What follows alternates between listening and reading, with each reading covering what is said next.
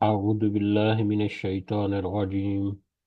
بسم الله الرحمن الرحيم. رب اشرح لي صدري ويسر لي أمري واحلل عقدة من لساني يفقهوا قولي. رب يسر ولا تعسر وتمم بالخير. اللهم لا سهل إلا ما جعلته سهلا وأنت تجعل الحزن إذا شئت سهلا. اللهم انفعنا بما علمتنا وعلمنا ما ينفعنا وزدنا علما. اللهم صل على محمد وعلى آل محمد كما صليت على إبراهيم وعلى آل إبراهيم إنك حميد مجيد. اللهم بارك على محمد وعلى آل محمد كما باركت على إبراهيم وعلى آل إبراهيم إنك حميد مجيد. آمین یا رب العالمین۔ آج ہم انشاءاللہ اللہ کی خاص فضل و کرم سے، اس کی خاص رحمت اور توفیق سے، ریاض الصالحین کا جو والیوم 1 ہے، جلد اول، اس کا چیپٹر نمبر 77، 77 نمبر چیپٹر جو ہے اس کو آج ہم دیکھیں گے اور اس کو سمجھنے کی کوشش کریں گے۔ سب سے پہلے ہم اسی کی حمد اور اسی کا شکر اور اسی کی تعریف کرتے ہیں جس نے ہمیں یہ وقت اور یہ مہلت عطا فرمائی،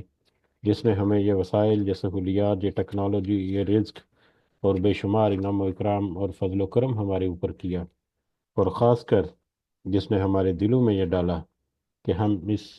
کلام کو، اس دین کو، اس شریعت کو، اس راہ ہدایت کو سمجھنے کی کوشش کریں۔ اللہ تعالیٰ سے دعا ہے کہ اس کوشش میں ہمیں استقامت نصیب فرمائے، اس کی صحیح سمجھ اللہ تعالیٰ ہمیں عطا فرمائے، اس کے ذریعے سے اللہ ہمیں اپنی اور اپنے ساتھیوں کی اصلاح کرنے کی توفیق عطا فرمائے، اور دنیا کے ساتھ ساتھ اللہ ہمیں آخرت کی کامیابی اور بھلائی اور اپنا خاص فضل و کرم ہمارے شامل حال رکھے۔ آمین یا رب العالمین۔ آج کا چیپٹر جیسا کہ ہمارے سامنے ہائی لائٹڈ ہے، احکام شرعیہ کی بے حرمتی کے وقت غضبناک ہونے اور اللہ کے دین کی حمایت کرنے کا بیان۔ احکام شرعیہ، یہ ہمیں پتہ ہے کہ شریعت نے جو ہمیں احکامات دیے ہیں، کچھ کام جو کرنے ہیں، جن کو کرنے کی تلقین ہے، کچھ کام جن سے بچنا ہے، جن سے درگزر کرنے کی، جن سے پیچھے رہنے کی، جن سے دور بھاگنے کی تلقین ہے، وہ سارے کے سارے احکام شرعیہ ہیں۔ اور ان کی بے حرمتی کا مطلب یہ ہے کہ وہ کام یا وہ احکام، ہماری شرعیت کے وہ احکام جن کو نہ کرنے کا حکم دیا گیا ہے، جن سے دور رہنے کا یا جن سے بھاگنے کا، جن سے پیچھا چھڑانے کا حکم دیا گیا ہے، وہ ہے احکام شرعیہ کی بے حرمتی۔ تو ایسے احکام شرعیہ جن سے رکنے کا یا جن سے دور رہنے کا حکم دیا گیا، ان کو جب دیکھا جائے تو ان کی بے حرمتی، یعنی خاص طور وہ احکام۔ اب احکام شرعی میں دو قسم کے احکام جو ہیں، ایک جو وہ ہیں جو کرنے کے کام ہیں نیکی کے، دوسرے وہ ہیں جن سے رک جانے کا حکم ہے، جو بدی کے یا گناہ کے یا برائیوں کے جو کام ہیں۔ تو نیکی کے کام جو ہے وہ تو دیکھ کر، اگر نماز کا وقت ہے کہ کسی نے نماز نہیں پڑھی، ہو سکتا ہے کسی کی وجہ سے نہیں پڑھی، بعد میں وہ پڑھ لے گا، یا بہت ساری ایسی چیزیں ہیں، زکوٰۃ کا ٹائم ہے تو زکوٰۃ آج نہیں دی، ہفتے بعد دے دے گا، ایک فلیکسیبلٹی ہے پوری۔ تو اس فلیکسیبلٹی کو دیکھتے ہوئے اس کے بارے میں ترغیب یا تلقین یا اس کے بارے میں ایک اہمیت اجاگر کرنا، اس طرح کی باتیں جو ہیں وہ تو ہو سکتی ہیں، لیکن جب جیسے ہی دیکھا جائے کہ کسی اللہ تعالیٰ کے حکم کی نافرمانی ہو رہی ہے، کسی اللہ تعالیٰ کے منع کردہ کام کو انجام دیا جا رہا ہے، یا اس کی طرف دوسروں کو بھی بلایا جا رہا ہے، تو ایسی صورت میں، ایسی کیفیت میں اس کو فوراً ریئیکٹ کرنا جو ہے، اس کا ہمیں اس پورے چیپٹر میں اندازہ ہوگا کہ کوئی ایسا کام آپ دیکھیں جس میں اللہ تعالیٰ کے احکامات کی بے حرمتی ہو رہی ہے، وہ احکام جو اللہ تعالیٰ نے منع کیے گئے ہیں، وہ کام جن کو کرنے سے منع کیا گیا ہے، روکا گیا ہے، ان کاموں کو جب ہوتے ہوئے دیکھو تو سختی سے اس کو روکنے کی تلقین جو ہے وہ اس چیپٹر میں ہمیں ملے گی۔ اس سے پہلے اگر کچھ چیپٹر اگر ہم دیکھیں، یہ چیپٹر نمبر 77 ہے، تو 77 چیپٹر سے پہلے 76، 75، 4، 3۔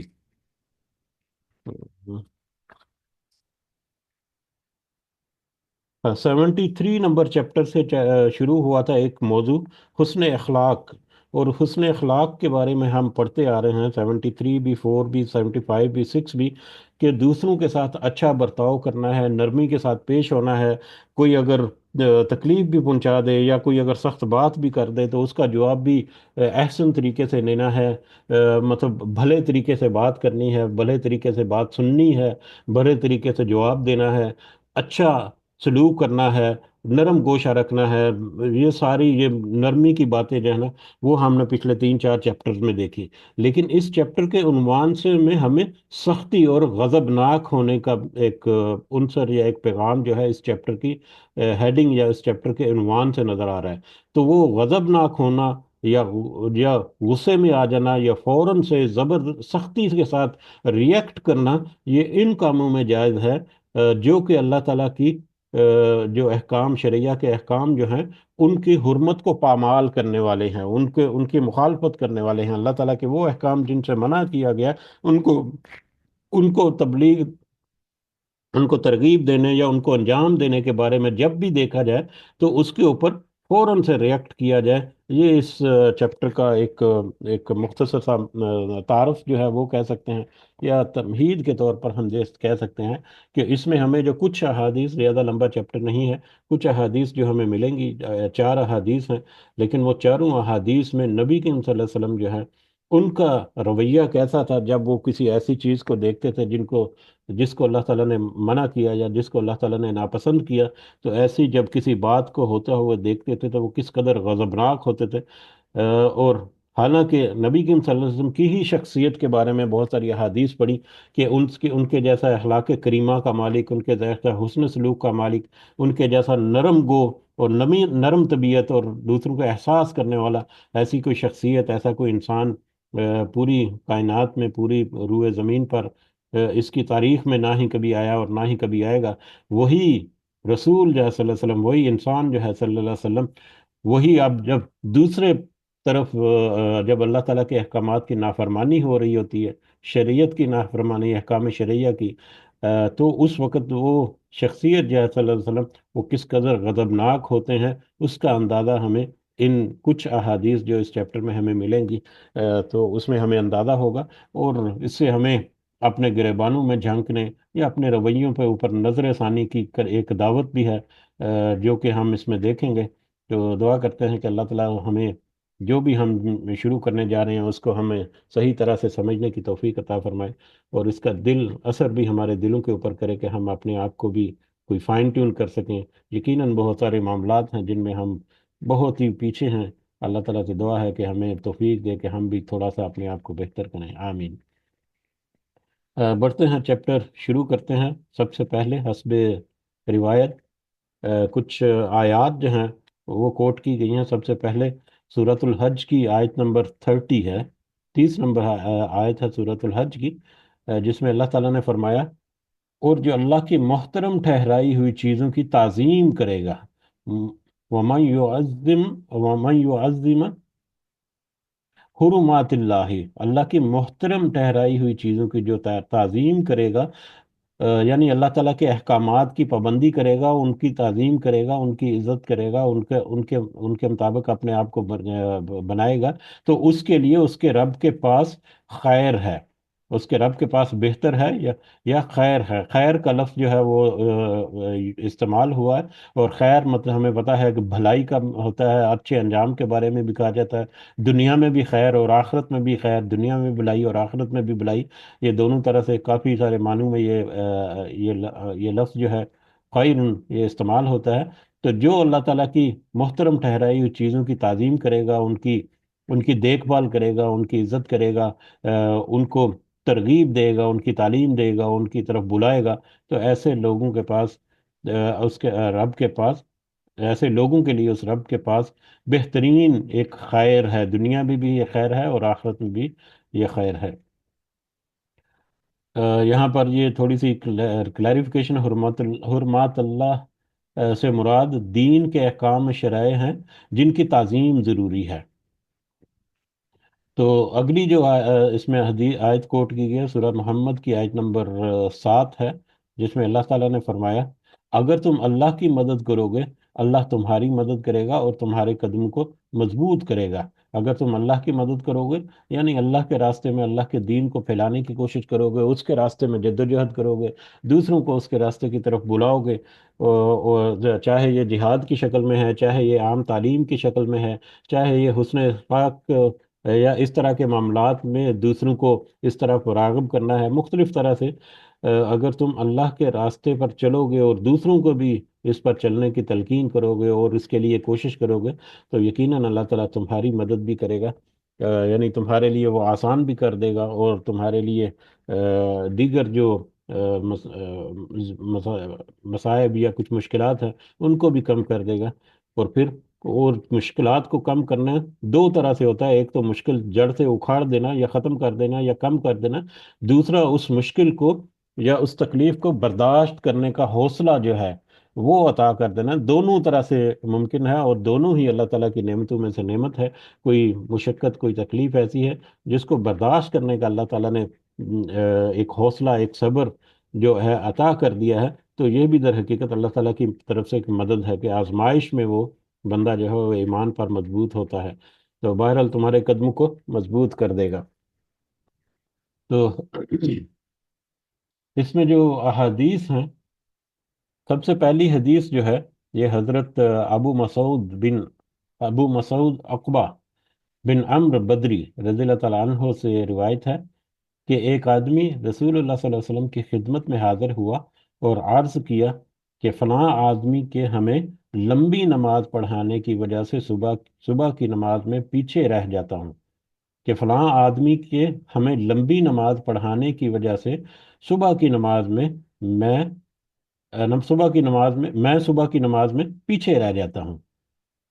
یعنی وہ ایک فلاں شخص ہے، ایک فلاں آدمی ہے، اس کا ذکر جو ہے بائی نیم بھی پہلے گزر چکا ہے غالباً کچھ احادیث میں، تو یہ بھی ایک ہماری احادیث بیان کرنا ایک بہترین اسلوب تھا ہمارے جو صحابہ اور تابعین اور تبع تابعین میں، کہ وہ کچھ اس طرح کی نیگیٹو جہاں پر کچھ بات ہوتی تو وہ اکثر جو ہے وہ نام نہ لیتے، تاکہ وہ بات یا جو مدعا یا جو پیغام ہے جو پہنچ جائے، لیکن اس شخصیت کے بارے میں کوئی اس طرح کا کوئی رائے جو ہے وہ قائم نہ کر بیٹھے باہر۔ فلاں شخص نے، فلاں آدمی نے کہ ہمارے پیچھے کہ ہمیں لمبی نماز پڑھانے کی وجہ سے، یعنی وہ صبح کی نماز جو ہے وہ اس قدر لمبی پڑھاتے تھے کہ یہ جو ہے حضرت ابو ابو مسعود جو ہے وہ کہتے ہیں کہ میرے لیے ممکن نہیں تھا کہ میں ان کے پیچھے اتنی لمبی نماز پڑھتا۔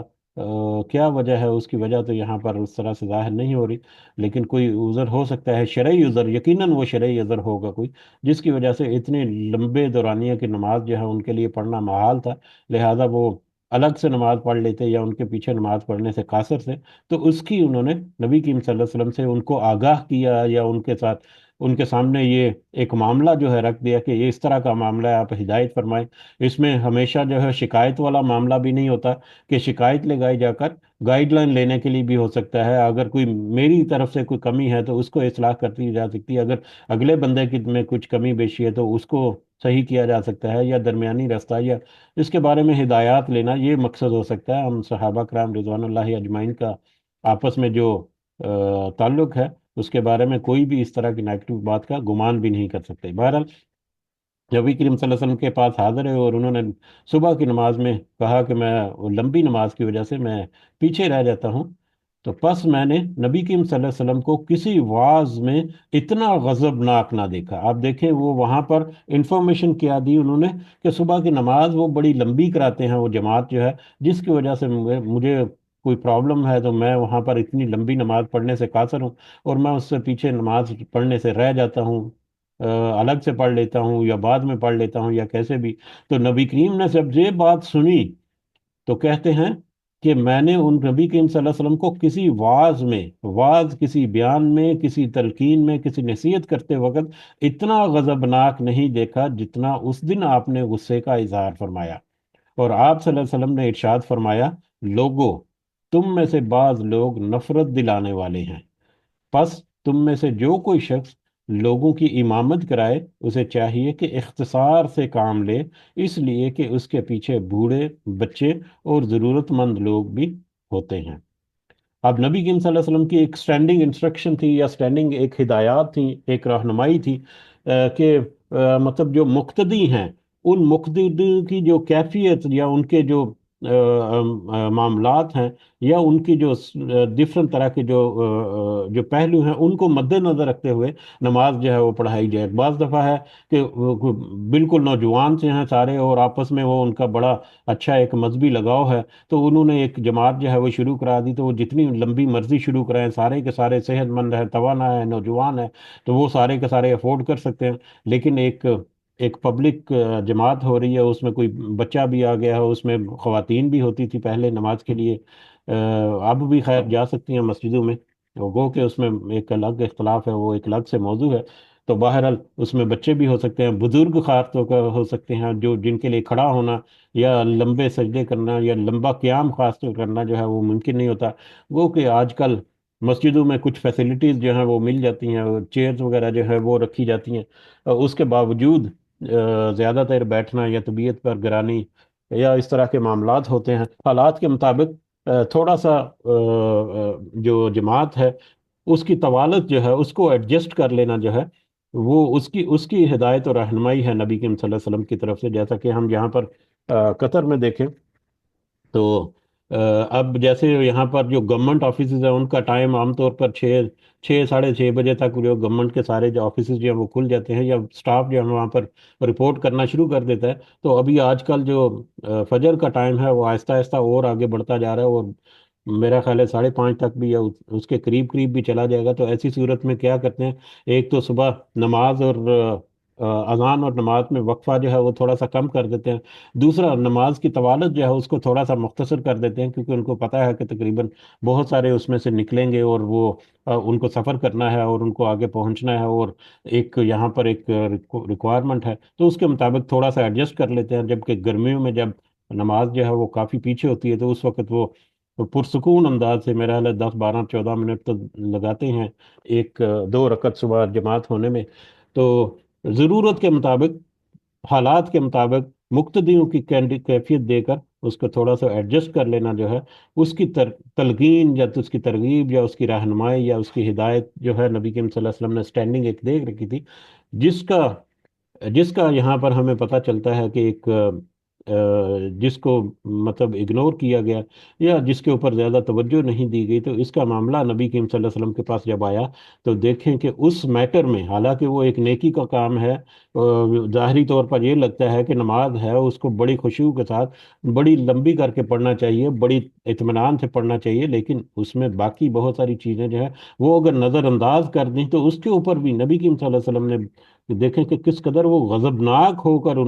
خطاب کیا انہوں نے خطاب کیا دوسرے لوگوں سے، اور ارشاد فرمایا کہ تم میں سے بعض لوگ نفرت دلانے والے ہیں، یعنی نماز سے ایک شخص جو ہے وہ اس کے لیے کھڑا ہونا یا اس کے لیے زیادہ دیر تک قیام کرنا یا بیٹھنا جو ہے وہ اس کے لیے مشکل ہے، وہ نماز کے لیے آئے گا تو اس کے لیے جب مشکل ہوگی تو وہ نماز سے متنفر نہیں کہہ سکتے، وہ جو نمازی ہیں صحیح جو دل لگا کر رہتے ہیں وہ متنفر تو کبھی بھی نہیں ہو سکتے یقیناً، لیکن وہ نماز میں دلچسپی یا جیسے کہ نماز کا چھوٹ جانا جو ہے یہ بھی ایک بہت بڑی چیز ہے کہ کسی عادت کی وجہ سے کسی دوسرے شخص کی نماز جو ہے جماعت سے وہ چھوٹ جائے، یہ بھی ایک بہت بڑا ایک ایک مطلب عمل ہے، ایک بہت بڑا معاملہ ہے کہ کسی وجہ سے کسی آدمی کی نماز جو ہے وہ جماعت کے ساتھ نہیں ہو سکی اور چھوٹ گئی، تو اس پر نبی کریم صلی اللہ علیہ وسلم جو ہے وہ کس قدر غضبناک ہوئے۔ تو حالانکہ یہ حدیث جو ہے ہمیں بہت سارے پازیٹیو پہلو جو ہے وہ ان کے ہوتے ہوئے بھی صرف ایک تھوڑا سا ایک مطلب مسنگ ہوئی، جس کی وجہ سے نبی کریم صلی اللہ علیہ وسلم نے غصے میں آ گئے۔ اس میں جو 4 5 پوائنٹ جو اہم ہمیں پتہ چلتے ہیں، کیونکہ حرمات کی بات ہو رہی ہے اور بے حرمتی کی بات ہو رہی ہے، اللہ تعالیٰ کے احکامات کو نہ ماننے کی، تو اس میں 2 3 پوائنٹ جو اسی حدیث سے ہمیں ملتے ہیں، جہاں پر بڑے اچھے انداز میں تذکرہ کیا گیا ہے فوائد میں۔ علامہ حسن اصلاحی صاحب رحمۃ اللہ تعالی پہلے تو سب سے یہ ہے کہ اس تو ایسی ایک تو ایسی بات کی شکایت کرنے کا جواز ہے جس سے لوگ تکلیف میں مبتلا ہوتے ہیں، یعنی لوگ اپنی تکلیف کے بارے میں شکایت کر سکتے ہیں یا گائیڈ لائن لے سکتے ہیں یا جیسے اظہار کر سکتے ہیں کہ یہ معاملہ ہے، اس کی وجہ سے مجھے یا دوسرے لوگوں کو یہ ایک پرابلم ہوتا ہے، تو اس کے بارے میں گائیڈ لائن کر دیں۔ تو شکایت جو ہے، شکایت عام طور پر نیگیٹو ورڈ کے طور پر ہمیں اردو میں سمجھ آتی ہے، لیکن شکایت کا مطلب ہمیشہ نیگیٹو نہیں، کچھ پازیٹیو بھی ہو سکتا ہے، مطلب اصلاح کرنے کے لیے، درستگی کرنے کے لیے، فائن ٹیون کرنے کے لیے، مطلب معاملات کو دوسرے کے سامنے رکھنا اور اس سے رائے لینا، یا اس سے کچھ اجازت طلب کرنا یا اس کو بتانا، تو شکایت کا بھی ہو سکتا ہے کنسپٹ جو ہمارے ذہن میں، اور دوسرے پہلو جو ہیں وہ بھی اس میں آتے ہیں۔ تو ایسے معاملات جس میں خود کو یا دوسروں کو کوئی تکلیف ہو یا کچھ اس طرح کی آبزرویشن ہو، تو اس کو کسی صاحب حیثیت یا صاحب حکومت جو شخص ہے اس کے سامنے رکھنا، اس کے گوشوار کرنا، اس کا بھی ہمیں جواز ملتا ہے، اس کو کرنا چاہیے تاکہ اس کے ذریعے سے کوئی جو تکلیف یا کوئی معاملہ ہوتا ہے وہ ازالہ ہو جائے، وہ بہتر ہو سکے۔ دوسرا اس میں دین کے معاملے میں غضبناک ہونے کا جواز ہے، جو کہ اس چیپٹر کا جو مین ہیڈنگ یا ٹاپک ہے، کہ دین کے احکامات یا دین کے بارے میں جو اللہ تعالیٰ نے جو سختیاں کی ہیں، اب اس حدیث سے ہمیں یہ بھی پتہ چلتا ہے ایڈیشنل پوائنٹ، کہ جو سختیاں کی ہیں ان کے بارے میں بھی بڑے سختی کے ساتھ غضبناک ہونا ہے، اور جو نرمیاں کی ہیں ان نرمیوں سے فائدہ اٹھانے کی بجائے ان نرمیوں سے کی وجہ سے اگر کوئی تکلیف کا باعث بنے تو اس صورت میں بھی غضبناک ہونے کا ہمیں اس حدیث سے ملتا ہے۔ تو دین کے معاملے میں غضبناک ہونا جو ہے اس کا جواز یہاں پر ملتا ہے۔ اور تیسرے نمبر پر ہے کہ امام کے لیے ضروری ہے کہ وہ مقتدیوں کا خیال رکھے اور لمبی نماز نہ پڑھائے۔ اب نماز کے لیے جیسا کہ ابھی تذکرہ ہو چکا اس سے پہلے کہ تھوڑا سا ان کی صحت کے بارے میں، ان کی کیفیت کے بارے میں، بچے ہیں اگر تو ان کے حساب سے، اگر عورتیں بھی پیچھے نماز پڑھیں اور ان کے ساتھ بچے ہوں گے، وہ ان کا احساس کرتے ہوئے، تو مقتدی جو ہیں ان کے مطابق نماز کی طوالت کو تھوڑا سا ایڈجسٹ کرنا، یہ امام کا کام ہے۔ لیکن اس کا دو- اس کا ایک دوسرا پہلو جو ہے وہ بھی بالکل نہیں ہونا چاہیے، جیسا کہ اکثر ہم دیکھتے ہیں کہ مختصر قرت یا نماز کا مطلب یہ نہیں کہ وہ طریقہ نبوی اور تعدیل ارکان ہی کا خیال نہ رکھے اور کوے کی طرح ٹھونکے مارنے کی طرح نماز پڑھا دے۔ اب کوے کی طرح ٹھونکے مارنا یہ تو بڑا ایک ورڈ جو ہے، بڑا مطلب نیگیٹو سا لگتا ہے، لیکن یہ در حقیقت ایک حدیث میں استعمال ہوا ہوا ایسا لفظ جو ہے کہ وہ ٹھونکے مکوے کی طرح ٹھونکے مار کر نماز کو جو ادا کرتے ہیں ان کی وہ نماز قبول نہیں ہوتی۔ اور افسوس کے ساتھ کہ ہمارے کچھ مطلب ہمارے بھائی ایسے ہیں جو نماز پڑھتے ہیں، یقیناً نماز کا وہ اہتمام کرتے ہیں، بڑی مطلب وقت پر جا کر نماز ادا کرتے ہیں، نو نو ڈاؤٹ کہ وہ ایک اچھا کام ہے، لیکن نماز میں اطمینان اور نماز میں ارکان کی ادائیگی جو ہے ان کا حق ادا کرنا یا اس کی کوشش کرنا، یہ بڑا ضروری حصہ ہے نماز کا۔ جو ان چیزوں کو مطلب وہ عادت بھی ہو، اب وہ اس طرح سے وہ بچپن سے وہ نماز پڑھتے آ رہے ہیں کہ ان کو ایک عادت ایسی ہو گئی ہے کہ وہ آرام سے وہ ارکان ادا کرنا ان کے لیے ممکن ہی نہیں رہا۔ میں نے یہ نوٹ کیا ایکچولی، میں جب لاسٹ ٹائم پاکستان گیا تھا تو راول پنڈی مجھے سفر کرنے کا موقع ملا، تو شام کے وقت میں مجھے واپس نکلنا تھا، تو وہاں پر جو بس کا اڈا تھا، تو مغرب کا وقت ہو گیا وہاں پر، تو میں نے نماز کی جگہ ڈھونڈی، تو ایک جگہ پر انہوں نے نماز کا بنایا ہوا تھا انتظام۔ جب میں وہاں پر پہنچا تو کوئی نہیں تھا۔ یہاں پر جیسے ہے ماحول کے جماعت کے لیے دیکھتے ہیں کوئی بندہ مل جائے تو جماعت کر لے، وہاں پر اس طرح کا اتنا ماحول نہیں ہے۔ تو وہ جماعت کے لیے میں تھوڑی دیر رکا تو دو لوگ آئے نماز پڑھنے کے لیے، تو ان سے میں نے کہا کہ آئیں جماعت کرا لیتے ہیں، تو ان میں سے ایک نے تو انکار ہی کر دیا، نہیں میں جماعت کے ساتھ نہیں پڑھوں گا۔ اس نے تو اپنی الگ سے نماز شروع کر لی، اور دوسرا جو ہے وہ میرے ساتھ کھڑا ہو گیا۔ خیر، میں نے ہی جب جماعت کرائی تو اب وہ اس طرح سے تیزی سے نماز پڑھنے والا تھا، میں تھوڑا سا مطلب میں یہ نہیں کہتا لیکن اپنے بارے میں، لیکن پھر بھی تھوڑی سی کوشش ہے ہلکی پھلکی ہو جاتی ہے نماز پڑھتے ہوئے۔ تو اب جب رکوع میں گیا ہوں، رکوع سے واپس اٹھ کر جو سجدے کے درمیان جانے میں تھوڑا سا وقفہ جو ہوتا ہے اس میں دعا بھی ہوتی ہے، بلکہ اب وہ جو ہے وہ دعا بھی اس طرح سے نہیں پڑھتے۔ تو جب میں واپس اٹھ کے اب میں تھوڑی دیر مجھے وقف کرنا ہے، لیکن وہ تیزی کے ساتھ نماز پڑھنے کا عادی ہے، تو وہ واپس اٹھ کے اب وہ आगे आगे को झुक रहा है और इंतजार कर रहा है कि मैं कब अल्लाह अकबर कहूँ और वो आगे सजदे में जाए। इसी तरह दो सजदों के दौरान भी थोड़ा सा वक्फ होता है, बल्कि दुआ होती है उसकी, उसकी मसनून दुआएं जो हैं वो ज़रूर याद करें। वो मसनून दुआएं ऐसी हैं जो हदीस में हमें मिलती हैं, जो गड़ी घड़ाई नहीं है। उनको हम ज़रूर इस्तेमाल करें तो हमारी नमाज में इत्मीनान या अरकान के दरमियान जो एक तसल्ली बख्श जो एक वक्त है, वो भी हमें ज़रूर मिल जाता है। तो आप वो इस्तेमाल करें। बहरहाल सजदों के दरमियान भी जब रुकने का वक्त है, तो उसमें भी वो ऐसे आगे को झुक रहा है जैसे वो इंतजार कर रहा है कि कैसे कब मैं अल्लाह अकबर कहूंगा और दूसरा सजदा करूंगा। तो यानी उनकी आदत में ऐसा हो चुका होता है। तो मतलब कोशिश करें कि ऐसे अफराद जो हैं वो अपने नमाज को रिव्यू ज़रूर करें। थोड़ा सा एडजस्ट करने की ज़रूरत है। जहाँ पर वो 2 मिनट में अगर दो रकतें पढ़ लेते हैं, वहां पर वो 3 मिनट लग जाएंगे, 4 मिनट लग जाएंगे। लेकिन इतने से अगर नमाज का अजर जो है वो डबल हो जाए, जैसा कि कल जिक्र हुआ था कि क्वालिटी इंप्रूव हो जाए, अगर क्वांटिटी उतनी ही रहे क्वालिटी इंप्रूव हो जाए, तो वो अमाल के वजन में किस कदर बड़ा एक इजाफा होगा, ये तो हम यहाँ पर जान भी नहीं सकते। तो बहरहाल नमाज का हक अदा करना वो भी ज़रूरी है। लेकिन इख्तिसार और ये ख़ास कर इसमें तवालत जो है वो क़याम का तवालत होता है, क्योंकि उसी में कुरान की तिलावत की जाती है। और लंबी सूरतें या लंबी लंबी आयात जो हैं वो अगर शुरू कर दी जाए तो नमाज की लेंथ जो है वो बढ़ जाती है, जिसकी वजह से कोई इस तरह के मामलात हो सकते हैं। बहरहाल वल्लाहु आलम बिस्सवाब। चौथे नंबर पर यहाँ पर है कि उज़र शरई की बिना पर जमात से पीछे रह जाना जायज़ है। ये शरई उज़र था यकीनन, वो सहाबा का हज़रत मसूद,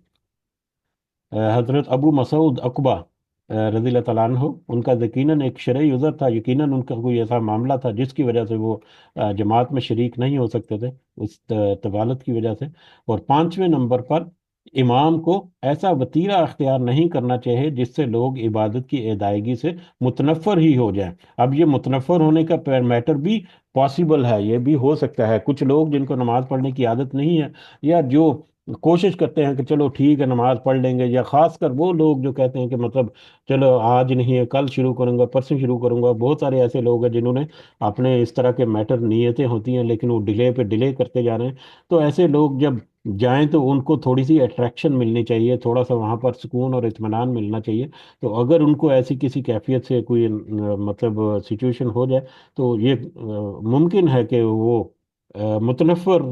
हो जाए। हालांकि मुतनफ़र जो है वो तो किसी सूरत नहीं होना चाहिए, अल्लाह ताला हमें इससे महफूज रखे। लेकिन थोड़ी रगबत कम हो जाना या दूसरे मामलात जैसा कि तज़किरा हो, उनके भी कुछ मुमकिनात हैं। तो अल्लाह ताला से दुआ है कि हमें अल्लाह ताला तौफीक दे कि हम इन चीज़ों को समझें और अपने मामलात को भी दुरुस्त करें। अगली हदीस जो है ये हज़रत आयशा रज़ियल्लाहु तआला अन्हा से मरवी है, रिवायत है। रसूलुल्लाह सल्लल्लाहु अलैहि वसल्लम एक सफ़र से वापस आए और मैंने घर के सामने चबूतरे पर एक पर्दा डाला हुआ था। चबूतरा घर के सामने कोई जैसे अब पुराने ज़माने में दरवाजे जो हैं, दरवाज़ों के ऊपर एक प्लेटफॉर्म सा बनाया होता था, या कुछ इस तरह का है जो दरवाजे के ऊपर, या चबूतरा कोई। तो उस पर एक पर्दा डाला हुआ था जिसमें तस्वीरें थीं। बस जब रसूलुल्लाह सल्लल्लाहु अलैहि वसल्लम ने उसे देखा तो आपने फौरन इन तस्वीरों को बिगाड़ दिया और गुस्से से आपके चेहरे का रंग तब्दील हो गया और फरमाया, ए आयशा रज़ियल्लाहु तआला अन्हा, ए आयशा, क़यामत वाले दिन अल्लाह के यहाँ सबसे ज्यादा अजाब वाले वो लोग होंगे जो अल्लाह की पैदाइश, यानी अल्लाह की पैदाइश की सिफ्त जो है उसमें मुशाबहत इख्तियार करते हैं। क़यामत के रोज अल्लाह के, हाँ, सबसे ज्यादा अजाब उन लोगों को दिया जाएगा जो अल्लाह की पैदाइश की जो सिफत है, अल्लाह की तख्लीक करने की जो सिफत है, उसमें वो मुशाबत अख्तियार करते हैं, या जो अल्लाह की तख्लीक का मुकाबला अपनी तख्लीकात करके करते हैं, दूसरे मानों में। अब यहाँ पर ये एक बड़ा सेंसिटिव एक टॉपिक भी है। तो नबी करीम सल्लल्लाहु अलैहि वसल्लम ने यहाँ पर जो तस्वीरें देखी तो उन तस्वीरों को बिगाड़ दिया और उसके ऊपर फिर गजबनाक हुए कि ये जो अमल है। अब वो उन्होंने वो तस्वीरें हजरत आयशा ने खुद तो यकीनन नहीं बनाई थी, वो कहीं से कपड़ा मिला या कहीं से खरीदा या परचेज किया या कहीं से भी हासिल हुआ, उसके ऊपर तस्वीरें बनी हुई थी। उन तस्वीरों को उन्होंने वहां पर लटका दिया, उस पर्दे को या उस कपड़े को, जिसको देखकर नबी करीम सल्लल्लाहु अलैहि वसल्लम जो है वो इस कदर गजबनाक हुए। अब इसके फवायद जो हैं उनको अगर देखकर उसके मुताबिक हम थोड़ा सा समझने की कोशिश करें, क्योंकि एक एक बड़ा ये हसास मामला है। تو اس میں اگر دیکھیں کہ اس میں بھی دینی معاملات میں کوتاہی کرنے پر غصے سے کے بھرپور اظہار کا جواز ہے۔ اوکے، دوسرے، یعنی اس میں بھی تصویریں جو ہیں وہ بنانا، تصویروں کو لٹکانا، تصویروں کو اس طرح سے گھروں میں رکھنا، یہ ایک بالکل ہی ناپسندیدہ چیز ہے، اور نبی کریم صلی اللہ علیہ وسلم کے غضبناک ہونے کے بارے میں بھی یہ حدیث جو ہے وہ ہمیں بتاتی ہے۔ تو دوسرے، تصویریں بنانا اور گھروں میں لٹکانا دونوں ہی باتیں ناجائز ہیں۔ تصویریں بنانا جس کو مصوری کہتے ہیں، اور تصویریں لٹکانا یعنی وہ بنی بنائی تصویریں یا خود بنا کر دیواروں کے اوپر پوسٹر کے طور پر لگانا، یہ دونوں ہی باتیں ناجائز ہیں۔ اگر انہیں تعظیم و تقدس کے طور پر لٹکایا جائے گا تو ان سے اندیشہ شرک و کفر ہے۔ اگر وہ تعظیم اور تقدس کے لیے، ایسا بھی ہے، میں نے پاکستان میں دیکھا ہے، استغفر اللہ، اللہ تعالیٰ معاف کرے، کہ انہوں نے اپنے پیروں ویروں کی فوٹوز جو ہیں وہ لگائی ہوئی ہے، اور ان کے اوپر ہاتھ بھی ڈالے ہوئے ہیں۔ اللہ تعالیٰ ہم سب کو محفوظ کرے۔ یہ نبی کریم صلی اللہ علیہ وسلم کی احادیث ہم پڑھیں، یہ کوئی ادھر ادھر کی باتیں جو ہیں وہ ہم نہیں دیکھ رہے۔ بہرحال، یہ دو سجدوں کی دعا ہے جو شفیق صاحب نے شیئر کی ہے، یقیناً سب کو پتہ ہوگی، لیکن یہ گروپ میں بھی آپ شیئر کر دیں گے تو سب کو اس کا پتہ چل جائے گا۔ جزاک اللہ خیرن کثیرا، یہاں سے بھی نوٹ کر سکتے ہیں ہم سب۔ بہرحال، اس میں تصویروں کو مطلب اگر ہم یاد کریں تو ہم نے قرآن میں دیکھا تھا حضرت نوح علیہ السلام جو ہے، ان کے دور میں جب شرک شروع ہوا تھا، تو شرک کی ابتدا کیسے ہوئی تھی؟ سب سے پہلے تو وہ اس لوگ جو ہیں وہ اپنے بزرگوں کی معاملات کو کنسنٹریٹ کرنے کے لیے ان کے قبروں کے اوپر بیٹھ کر کچھ وہاں پر وہ کنسنٹریٹ کرنے کی کوشش کرتے تھے۔ اس کے بعد دھیرے دھیرے وہ کچھ تصویریں مختلف انداز سے وہاں پر انہوں نے بنا کر رکھی کہ جب ہم ان کو دیکھتے ہیں تو ہمیں کنسنٹریٹ کرنے میں مدد ملتی ہے، ہمیں مطلب فوکس کرنے میں مدد ملتی ہے کہ ہمارے بزرگ یا ہمارے جو پرانے لوگ تھے وہ کس طرح سے اللہ کے راستے میں محنت کرتے رہے، تو اس طرح سے ہم بھی محنت کریں۔ تو وہی شروعات سے پھر کس طرح سے موڈیفائی ہوتے ہوئے پھر وہ مطلب بتوں میں اور اس طرح کی چیزوں میں یہ سارا شرک چلا گیا۔ تو یہ ایک بڑا سینسٹیو ایشو بھی ہے اس اعتبار سے، گو کہ آج کل اس اینگل سے لوگ نہیں سوچتے، لیکن اس طرح اس کے علاوہ بہت سارے دوسرے نیگیٹو اینگلز ہیں، وہ آج ہمیں ہمارے سامنے نظر آتے ہیں۔ بہرحال آگے بڑھتے ہیں۔ اس کے علاوہ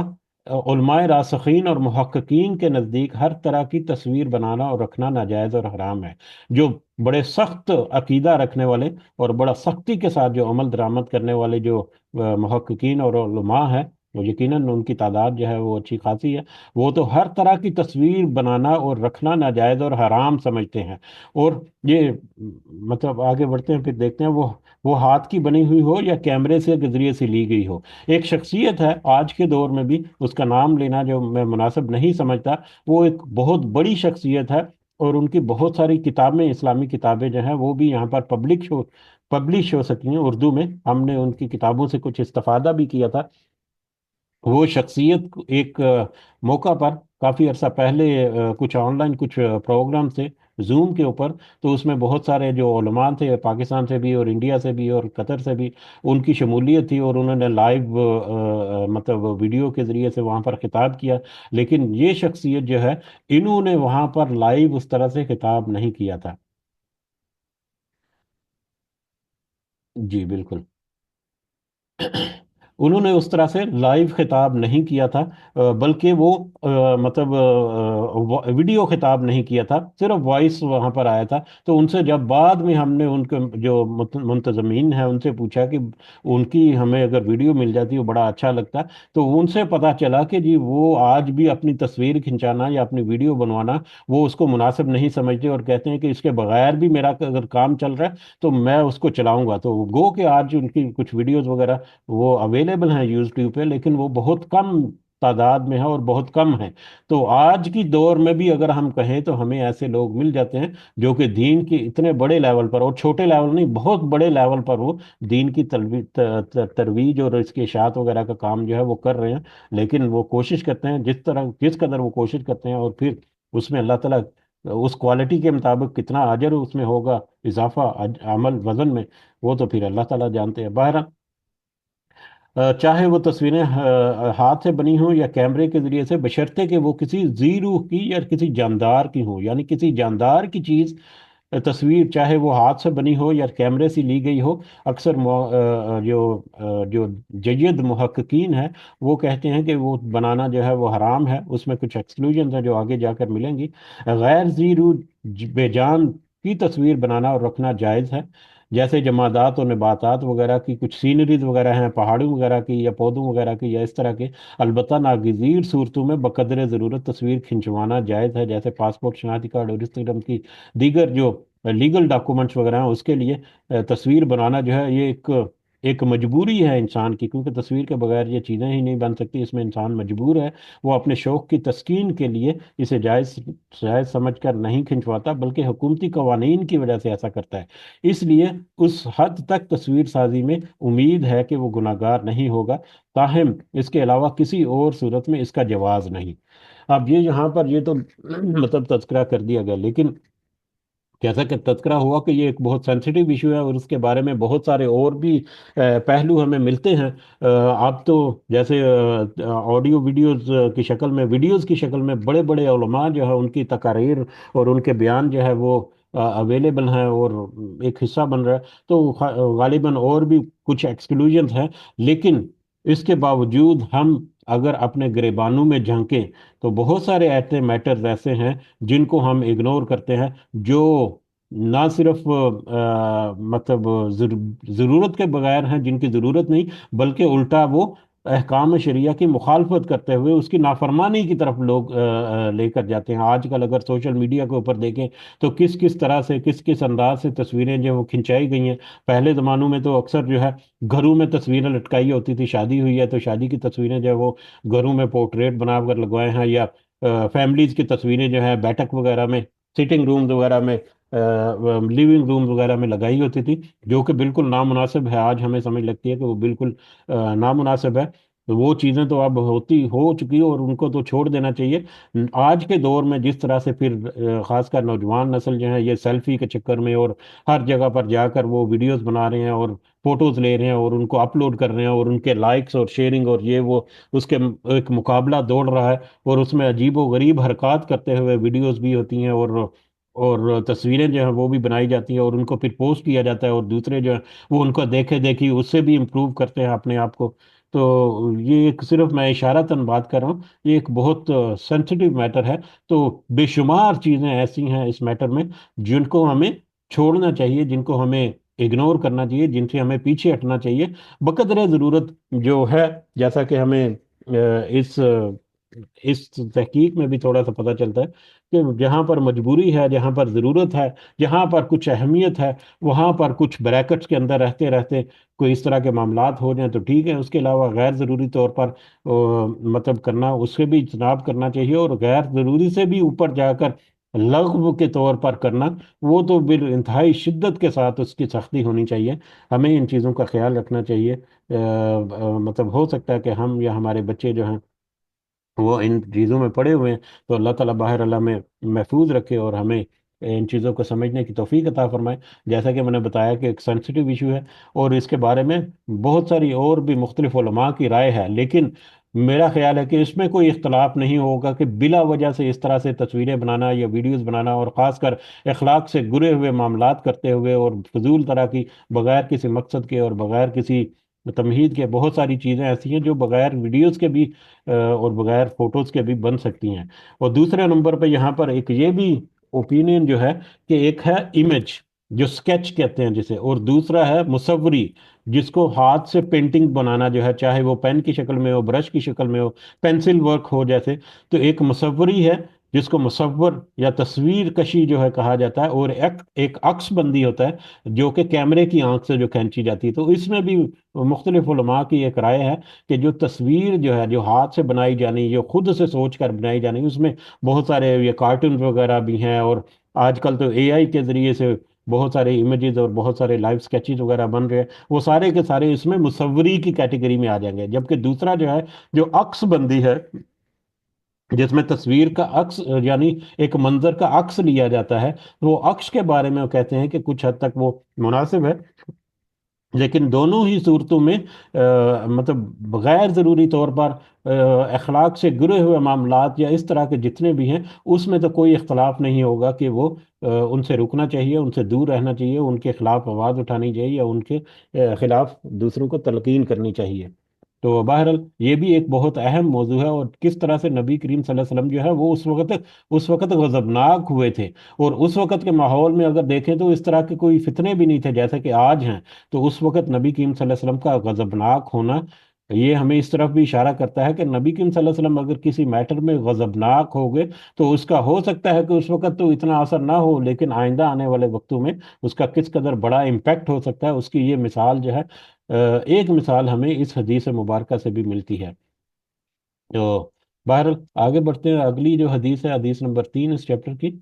حضرت عائشہ رضی اللہ تعالیٰ عنہ سے روایت ہے یہ بھی، کہ قریش کو ایک مخزومی عورت کے معاملے نے، جس نے چوری کا ارتکاب کیا تھا، پریشان کر دیا تھا۔ ایک مخزومی عورت جو کہ جس نے ایک چوری کر لی تھی، اور ایک اچھی اعلیٰ نسل کی ایک اعلیٰ خاندان کی حسب و نسب والی ایک عورت تھی، اس نے چوری کر لی۔ جب اس کی چوری ثابت ہوگی تو نبی کریم صلی اللہ علیہ وسلم نے اس کا ہاتھ کاٹنے کا حکم دے دیا۔ اب یہ سزا جو ہے وہ جب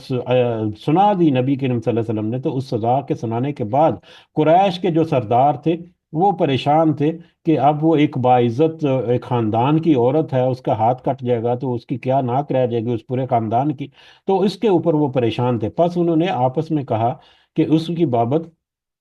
رسول اللہ صلی اللہ علیہ وسلم سے کون بات کرے گا، کس میں اتنی ہمت ہے کہ نبی کریم صلی اللہ علیہ وسلم کے ساتھ پاس جا کر وہ سفارش کرے۔ تو انہوں نے کہا کہ یہ جرت تو صرف رسول اللہ صلی اللہ علیہ وسلم کے چہیتے اسامہ بن زید رضی اللہ تعالیٰ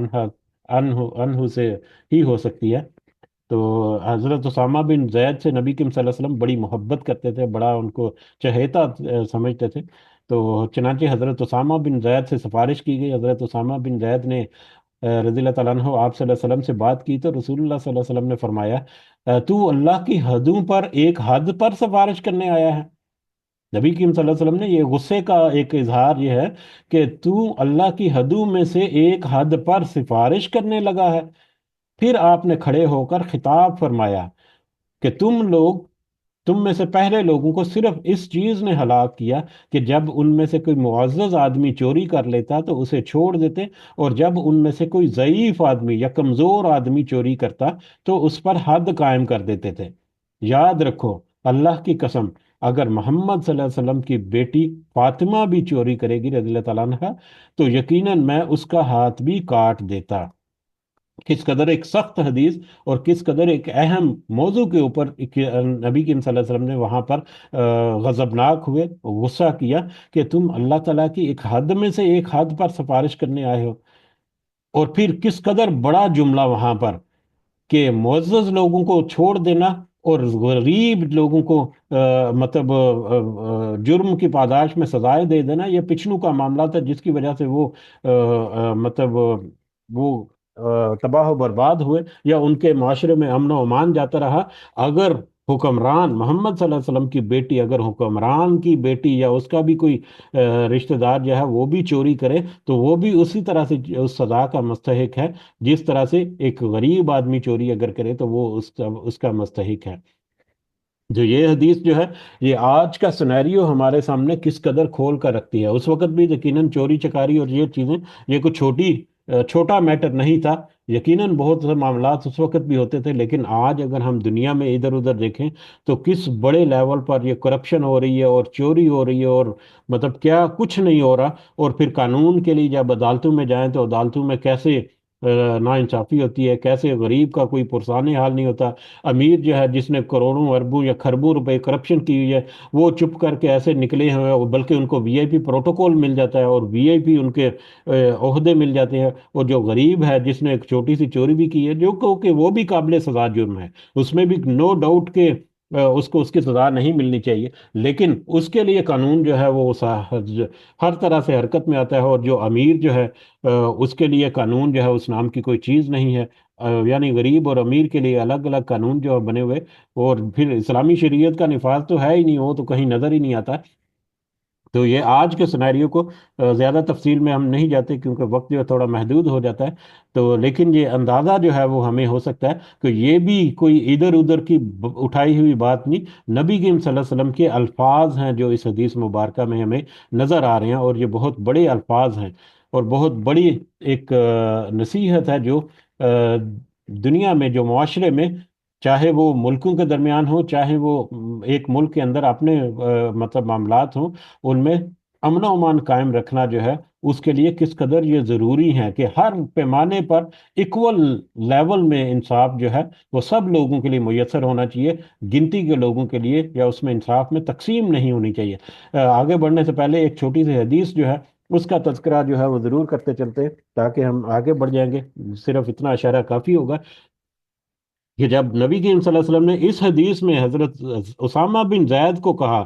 کہ تو اللہ کی حدوں میں سے ایک حد پر سفارش کرنے لگا ہے، یہ کس قدر غصے کے الفاظ تھے، اور یہ تو نبی کریم صلی اللہ علیہ وسلم تک غصہ تھا، اللہ کا غضب جو ہے اس کو اگر دیکھنا ہے تو ایک حدیث میں ہمیں پتہ چلتا ہے، الفاظ یقیناً ڈفرنٹ ہوگی لیکن حدیث کا مفہوم جو ہے کہ اللہ تعالیٰ کے حضور قیامت کے روز ایک دو منصف جو ہے، دو جج جو ہے وہ پیش کیے گئے۔ ایک جج جو ہے اس نے 100 کوڑے کی سزا تھی غالباً، یا جتنی سزا تھی، ایک جج جو ہے اس نے 100 کوڑے کی بجائے تھوڑی سی کم سزا، 99 کوڑے جو ہے اس کی سزا دی اپنے اس وقت جو مجرم تھا اس کو۔ تو اللہ تعالیٰ نے اس سے پوچھا کہ تو نے اس مجرم کو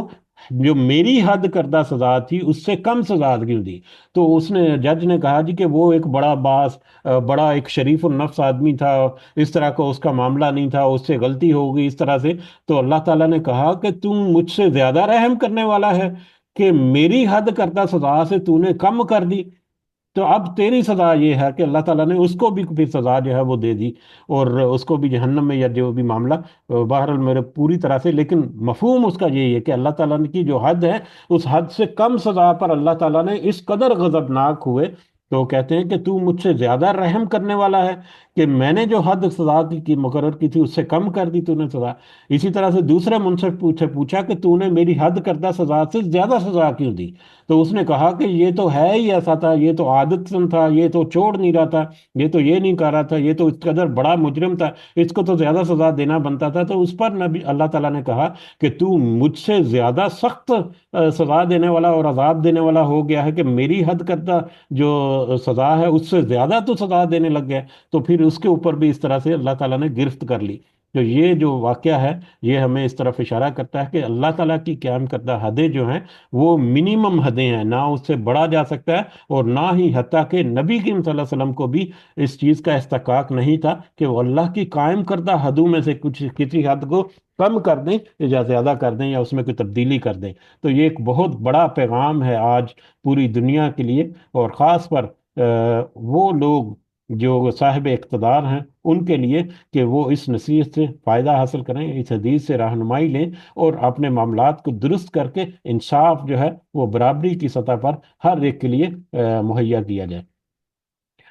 اگلی حدیث یہ ایک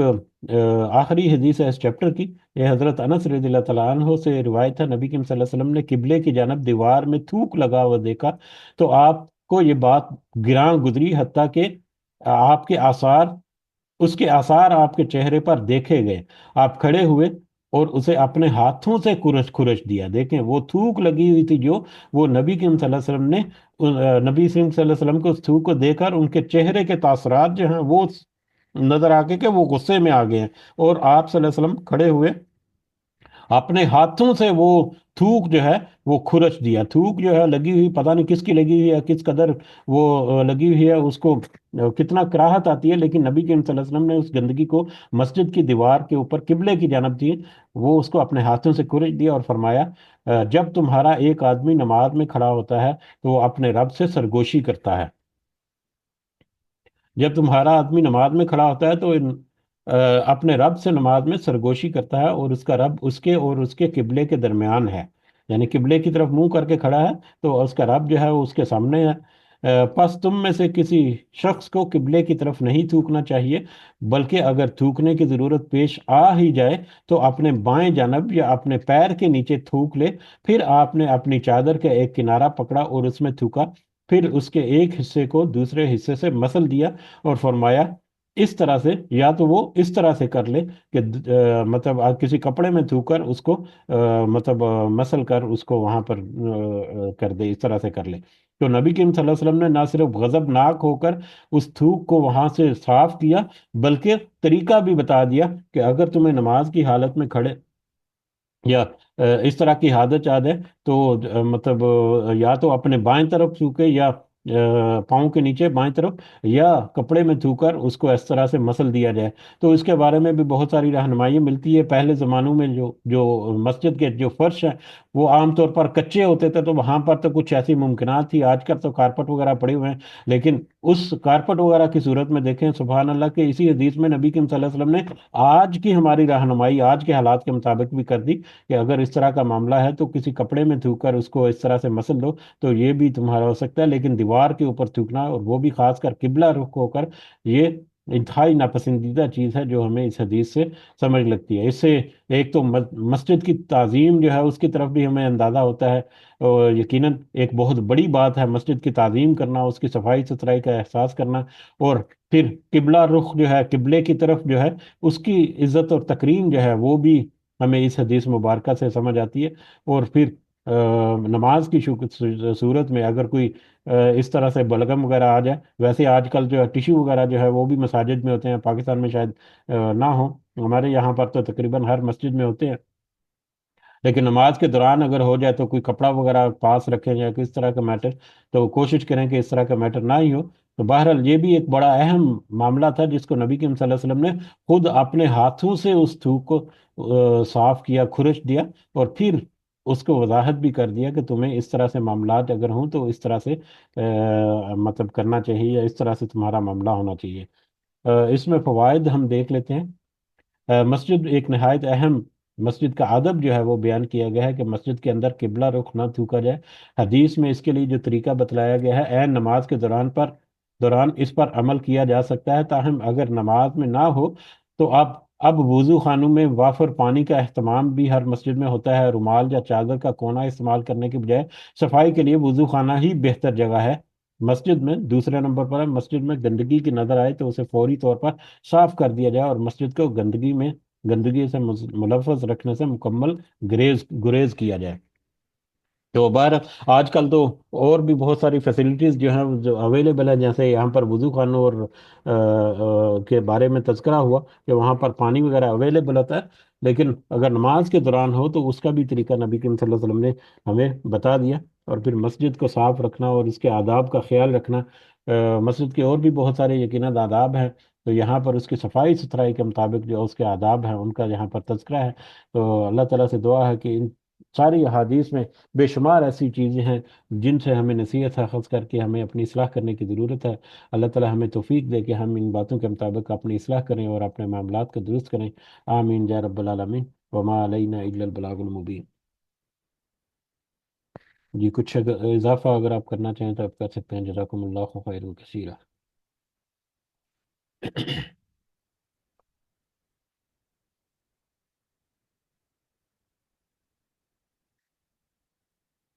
جی ٹھیک ہے، پھر اختتام کی طرف بڑھتے ہیں۔ سب کو دعاؤں میں ضرور یاد رکھیں، اللہ تعالیٰ ہم سب کا حامی و ناصر ہو،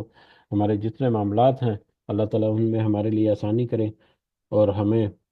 توفیق دے کہ ہم جو کچھ ہم سمجھ رہے ہیں، جو ہم ہمارے کانوں میں پڑ رہا ہے، جو کچھ ہمارے دلوں سے زبانوں سے ادا ہو رہا ہے، اللہ تعالیٰ ہمیں اس کے مطابق نصیحت اخذ کر کے اپنی اصلاح کرنے کی بھی توفیق عطا فرمائے۔ ہمارے دیگر جتنے معاملات ہیں اللہ تعالیٰ اپنی خاص رحمت اور خاص فضل و کرم ہمارے اوپر کرے۔ ہمارے جو کچھ کاروبار کے اور کچھ معاملات اور مسائل، جو کچھ جابز وغیرہ کے، یا کچھ خاندانی مسائل ہیں، کچھ فیملیز کے معاملات ہوں گے، کچھ صحت کے معاملات ہیں، کچھ اپنی صحت کے معاملات ہوتے ہیں، کچھ ہمارے محبت کرنے والے جو ہیں ان کی صحت کے معاملات ہوتے ہیں، اللہ تعالیٰ سب کے ہر معاملے میں اس کی مشکل پریشانی جو ہے وہ دور فرمائے۔ ہمارے والدین جو اس دنیا میں حیات ہیں، ہمارے بزرگ جو اس دنیا میں حیات ہیں، ہمارے دیگر جو احباب اس دنیا میں حیات ہیں، اللہ تعالیٰ انہیں صحت سے بھرپور زندگی عطا فرمائے۔ ہمیں اور ہمارے والدین کو، ہمارے بزرگوں کو اور ہمارے بچوں کو عرض العمر سے اللہ تعالیٰ ہمیں محفوظ رکھے، اور جو اس دنیا سے رخصت ہو گئے ہمارے والدین اور دیگر احباب اور سارے مومنین اور مومنات، اللہ تعالیٰ سب کو جنت الفردوس میں اعلیٰ مقام عطا فرمائے۔ رب ارحمہما کما ربیانی صغیرہ، رب ارحمہما کما ربیانی صغیرہ۔ رب ارحمهما كما ربياني صغيرا. ربنا آتنا في الدنيا حسنة وفي الآخرة حسنة وقنا عذاب النار. ربنا ظلمنا أنفسنا وإن لم تغفر لنا وترحمنا لنكونن من الخاسرين. ربنا تقبل منا إنك أنت السميع العليم وتب علينا إنك أنت التواب الرحيم. سبحان ربك رب العزة عما يصفون وسلام على المرسلين والحمد لله رب العالمين. سبحانك اللهم وبحمدك أشهد أن لا إله إلا أنت أستغفرك وأتوب إليك. جزاكم الله خيرا كثيرا. السلام علیکم ورحمۃ اللہ وبرکاتہ.